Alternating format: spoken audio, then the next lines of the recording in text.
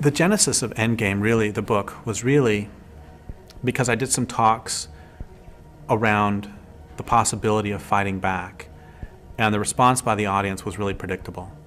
If it was an audience made up of sort of mainstream environmentalists and peace and social justice activists, often they would put up what I've taken to calling a Gandhi shield, which is they would say the names Martin Luther King, Dalai Lama, and Gandhi again and again as fast as they can to keep all evil thoughts at bay. And if it was grassroots environmentalists, they would do the same thing, but then they would come up to me afterwards and they would say, "Thank you so much for bringing this up."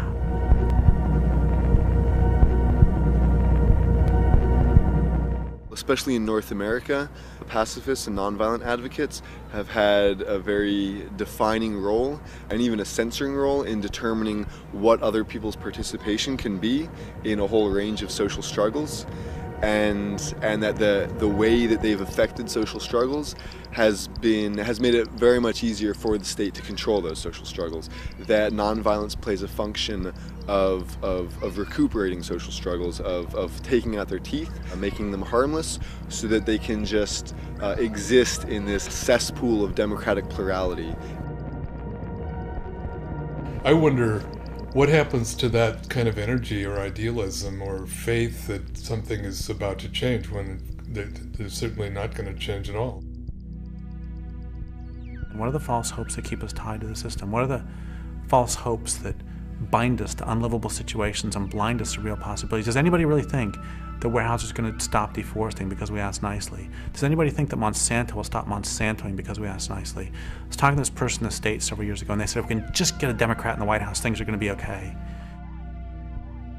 We've got a couple of myths on the left that I would really encourage us to get over. The first is that social change happens by moral suasion. It doesn't. It happens by force. The problem with persuasion as a strategy is that it only works on people who can actually be convinced and who can, be relied upon to act from their position after their minds have been changed. And the problem is that we're not dealing with individuals who can be convinced or persuaded. We're dealing mostly with large, abstract social organizations and corporations, which are basically sociopaths made out of huge numbers of people. You can't argue with psychopaths, you can't argue with fascists, and you can't argue with those who are benefiting from an economic system. You have to stop them through some form of force, and that force can be violent or nonviolent. Could you have stopped Ted Bundy by peaceful means? The left, to a large extent, subconsciously, has as its primary role to make resistance harmless. States have recognized that resistance will never disappear, that struggles will never disappear, and in the past they tried suppressing struggles the first time that they showed their heads, that there's any sign of them, and that proved ineffective. So nowadays the way that states rule is by accepting the inevitability of conflict and resistance and just trying to manage it permanently. Keep the march going. There's nothing happening here. There's nothing happening, just one more line of police. So please keep the march going. Social movements in North America are locked into this pacifist doctrine that is imposed by the middle-class reformists who want to control the movement and dictate how it conducts itself. Advocates of nonviolence, they frequently say that nonviolence works, and the principal examples that they use of that are Gandhi in India and Martin Luther King in the US. The problem with that is that this constitutes a really great historical whitewashing, that in fact the resistance in India was incredibly diverse, and Gandhi was a very important figure within that resistance, but the resistance was by no means pacifist in its entirety. Gandhi gets used as a way to shut down conversation. Especially in the West, Gandhi is used as a way to sort of quell any ideas of either direct action or what's perceived as violence, or sort of like, resistance that goes beyond what is seen as sort of like a pacifist or a peaceful means of resistance. For years, I really bought into the whole Gandhian myth that is really sort of forced down the throat of activists in the United States. And the people who disabused me of that myth were when I first actually met some people from India. The people I talked to certainly didn't deify him, and many of them despised him. And they felt he was a collaborator, and he was somebody whom the British could work with. Gandhi's very well known in the West, but when you go to India, there's a freedom fighter and revolutionary leader called Bhagat Singh, who's in India probably almost as well known as Gandhi, as a part of the independence movement and sort of a leader in the independence movement.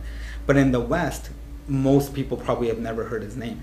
And the reason why that is that he used direct action tactics. There were generals of the British Army that were killed. There was a bomb thrown in a British assembly to basically attract the attention of the public. There were, weapons that people were getting off of railway carts. With Gandhi in the Indian National Congress, where you had the moderates and the extremists. The moderates were legal constitutional reform was their only method.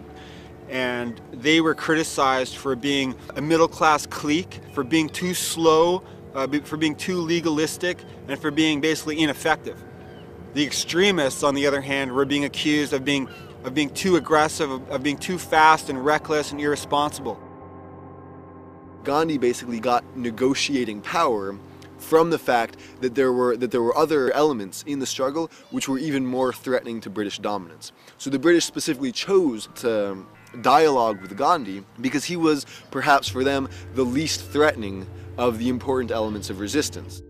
Gandhi came in as being the middleman. His theory of nonviolent passive resistance seemed to be a bridge between the extremists and the moderates. The British were bled white after World War II and didn't have the morale left anymore for a big fight, and they helped choose somebody that they could work with. They knew a revolution was coming, and they wanted to blunt it as much as they could. India went from being a colony to a neo-colony. The British were still able to maintain their interests less directly with Indians being in positions of management.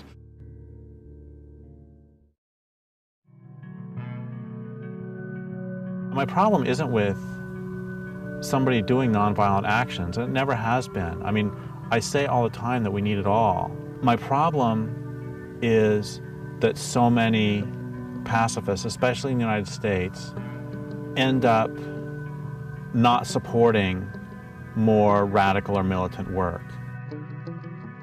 The problem when this debate comes up is that you can't just assume that people that are resisting and are using a means of resistance haven't thought about what they're doing. And that's what I think often is the problem. When people decide to take certain actions, and when people decide that, hey, our marches aren't enough, or they're doing this or doing that, there's this assumption by a lot of people that want to toe the Gandhi line is that, they're just not thinking about it.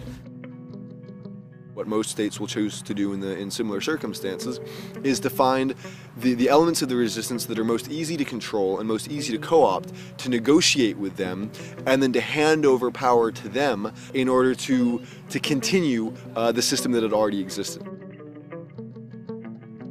So again, you have the state doing the same thing it did with Gandhi and Martin Luther King, it does with, for example, the environmental movement. So it invites the responsible leaders of the environmental movement in to inquiries, government commissions, debates. It recognizes them. They're the legitimate leaders because, again, it doesn't want the movement to begin to adopt more militant resistance tactics. The powerful do not ever give up without a struggle. I mean, those are the famous words of Frederick Douglass when he said, "Power concedes nothing without a demand. It never has, and it never will."